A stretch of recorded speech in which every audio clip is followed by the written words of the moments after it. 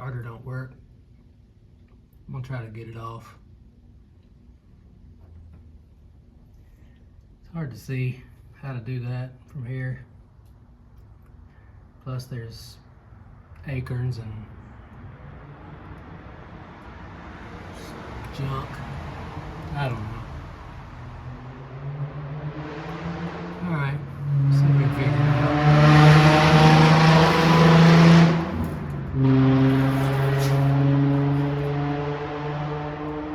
I think that fella needs a new muffler.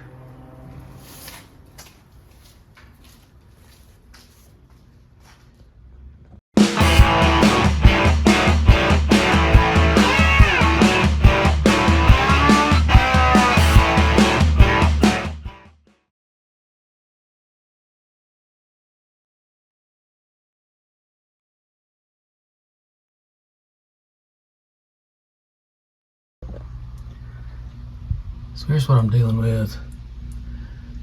I think the first thing I'm going to do is get me a screwdriver and try to get all this junk out of there and break out the shop vac. Maybe then I can see a bolt, nut or something. I don't know. I've read that some of these have 2 bolts, some are 3 bolts.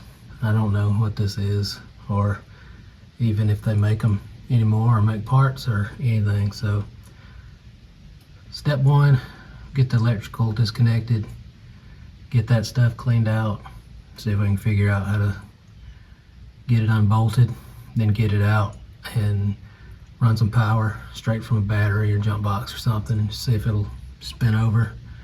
If not, we'll crack it open, see if it's just stuck, maybe bang on it or something. I don't know. Got things cleaned up a little bit. Easier to see what's happening down here, but so there's a nut right there, not this holding the solenoid on, but around the corner you can see it right there, and there's one around the bottom too. So I'm guessing that's what's got to come out, but I'm going to go ahead and pull this electrical and then try to figure out what that is. It's going to kind of be a trick working around that. That's the fluid line for the clutch slave cylinder down there. It's going to be kind of a trick working around that. And maybe an offset wrench. It's going to be hard to get a socket on that because the body of the starter is so big. But I don't know. I'm going to pull this electrical, figure out what the plan is for that, and then we'll be right back. So I had an idea after I disconnected the electrical. I never tried to go directly to the solenoid from the battery. It was always through the vehicle wiring, which is really just a point-to-point connection here, so it should be fine, unless there was something else happening, like a short, I don't know, in the ignition area, the ignition wiring, I don't know. But anyway, I went direct to the solenoid from the battery and hooked up my starter button, and listen. So that's the solenoid pulling, and it's definitely hitting a lot harder than it was when I had the wiring connected. So I'm going to try to tap the starter a little bit, see if that makes a difference. I may go ahead and connect the jump box up too and just see if maybe a little more juice will get it going before I take it off. So I'm going to try that right now. We'll see how it goes. So just to reiterate earlier success,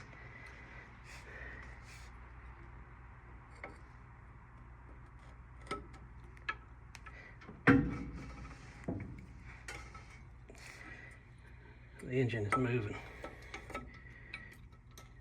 Plus it's got that new old oil in it now, so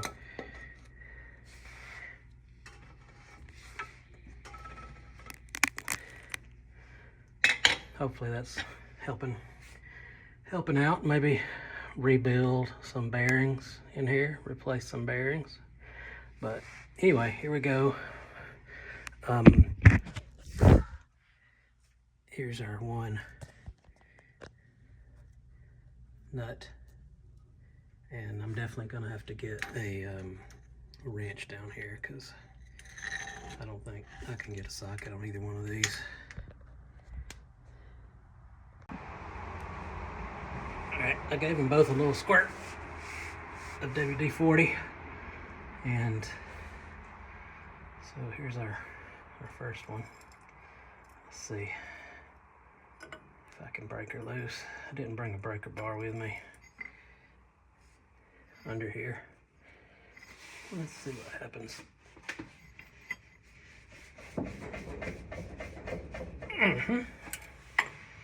She broke.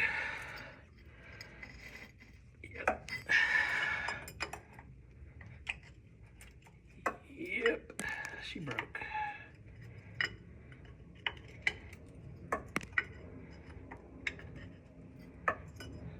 I have a lot of room to work here with that. See, with that slave cylinder. These are hydraulic clutch. I think this is the last year. I think 62 was the last year of the 60 to 66 that had a hydraulic clutch. They switched over to manuals in 63, I believe. So 63, 4, 5, and 6 had manuals with like the Z-bar or whatever. This is the kind that's got the master cylinder. It's got 2 reservoirs in it, but one is just for the brakes and one's for the clutch. Which is cool, you know. If you lose, bust a brake line, you're done. But hey, I guess you could still downshift.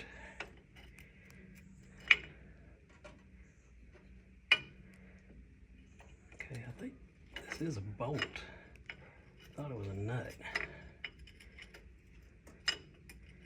But it is a bolt.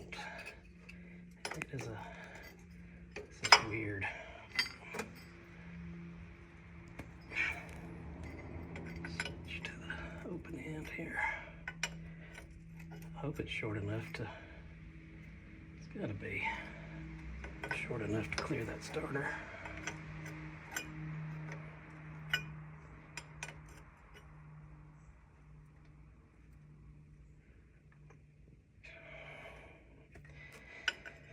I don't know, still coming.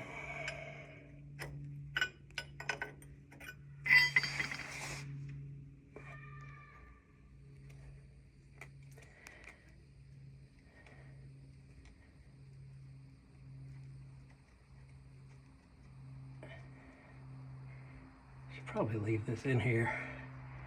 But I want to see how long it is. I'll put it back just because I know that when I get that top one loose, it's going to try to knock my head off. All right. Yeah. Just gonna thread that back in there enough to just kind of catch this guy if it falls.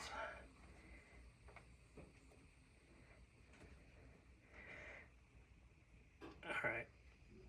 That's pretty good. I guess that's pretty good. Let's see if I can feel this other one. Oh, no.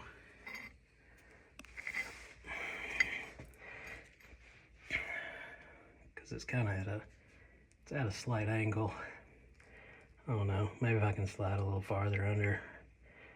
I'm gonna stop the video for a second and fight with this, and I'll check back in a little bit.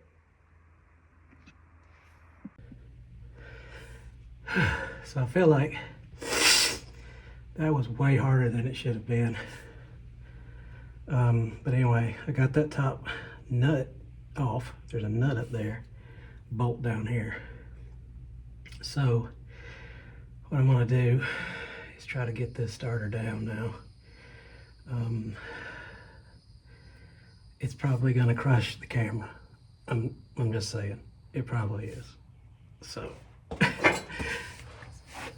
I imagine that I'm gonna have a hard time Okay, it is loose. So I need 2 hands here. So I'm gonna go out, come back in, another angle. Yeah, yep, I'm gonna come back. All right, I hope this is a reasonable angle. I don't know. I can't tell. Right now, I'm about to have a heat stroke, so it's gonna be what it's gonna be. All right. So I'm gonna try to support it with my right hand, pull this bolt out, come down easy. Now I did drop the nut, of course, up top, so it's probably between the starter and the block. I hope so. If not, it may never be seen again, but we'll see. We'll see. All right, here we go.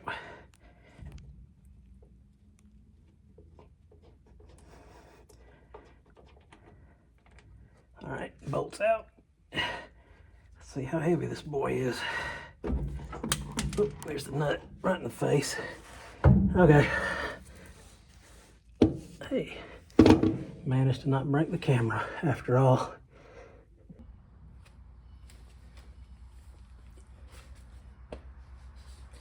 So here it is. Should have done this on camera, but I didn't.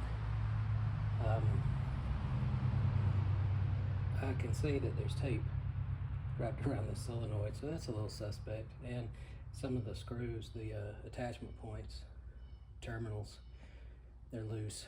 So I don't know if that's related or not. Once I hooked my starter button up and it engaged the solenoid like I heard it doing, you know, the gear shot forward, and then it started to spin kind of slow, and then I hit it again, it spun a little faster, and so now it's spinning pretty fast. You see that it's torquing the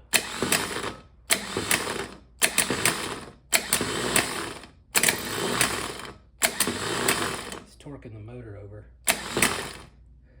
So it's got a good bit of torque, I guess, but I know it's not under load right now, and that might be the problem. It might be that this engine is too tight for it to spin over. It may be that the starter's weak. I don't know. So anybody got comments on that, I'm open to hear it, because I don't really know. I don't want to put it back on right now without further examination, but I think it might be okay. I don't know.